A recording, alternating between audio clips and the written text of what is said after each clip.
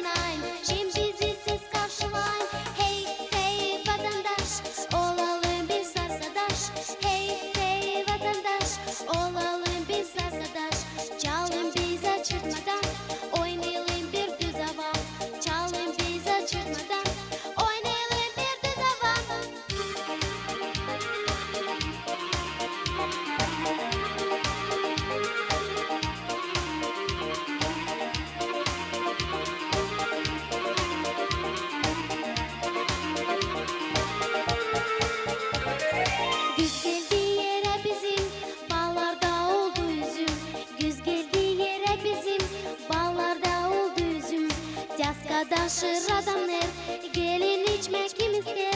Yaskadan şıradanır, gelin içmek kim ister? Hey hey vatandaş, olalım biz arkadaş. Hey hey vatandaş, olalım biz arkadaş. Çalın bize çıkmadan, oynayalım bir düz hava. Çalın bize çıkmadan, oynayalım bir düz hava.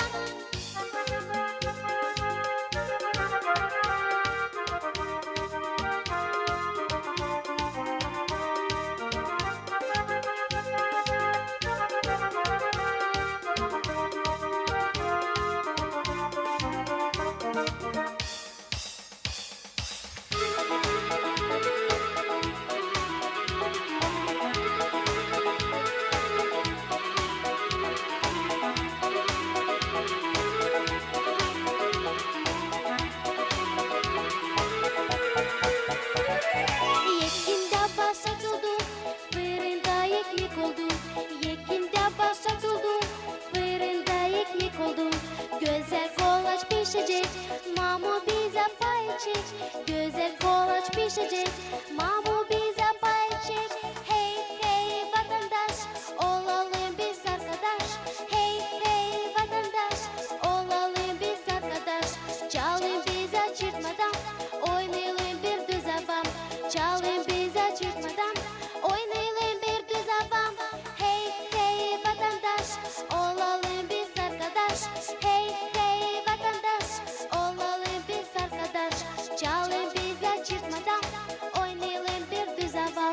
Çalın bize çıkmadan, oynayalım bir düz hava.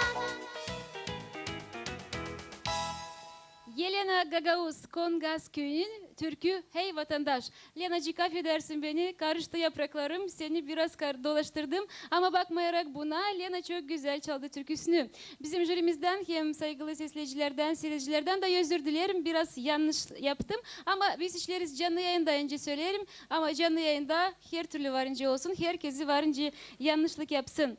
Teneler Lena yazar kendi için bizim forumda. Ben çekettim çalma 6 yaşımda. 4. yıl öğrenirim Komrat'taki müzika şkolasında. Bana yardım etti Ivan Statov. Oldum laureat Восходящие звезды Гагаузии çadırda. Şimdi bekleriz puanları jüriden Lena'nın türküsüne Hey Vatandaş. İlya Filip verir 8 puan. Tatyana Şogaleva 8, Dmitri Kihayal 8 puan. Hepsi olur 24 puan Lena kazanırsın. Sağ ol deriz size. Hem bekleriz ileriye doğru. Gene görüşmek üzere. Saygılı seyirciler, ileriye doğru götürürüz bizim yarışma programımızı. Tebrik ederiz size haberlerim. Hani biz işleriz canlı yayında. Gagavuz Sesi yarışma programı başladı. İlk bölüm bugün bizde olur. Hem sıradaki misafirimiz bugün stüdyomuzda olacak. Avdarma köyünden Gargalık Ivan. O şimdi hazırlanır geçmeye scenamıza. Birazdan sesleyeceğiz Ava'yı. Hangisini bize çalacak Ivan Gargalık. Ama ondan sonra daha tanıştıracağım onun daha meraklı zanatlarından. İsterim söyleyeyim hani bizim yarışmamıza katılır sadece türkü çalanlar ama bugün Ivan Gargalık bize getirdi Ava. Kendi sevgili instrumentinde onu bize oynayacak. O yüzden biz ona puan koymayacağız. Bizim jürimizden istemeyeceğiz puan. Bizim bu katılan yarışmamıza Ivan Gargalık'tan. Karşılayın sevgili seyirciler Ivan Gargalık Avdarma köyünden. Hava, hay komrat.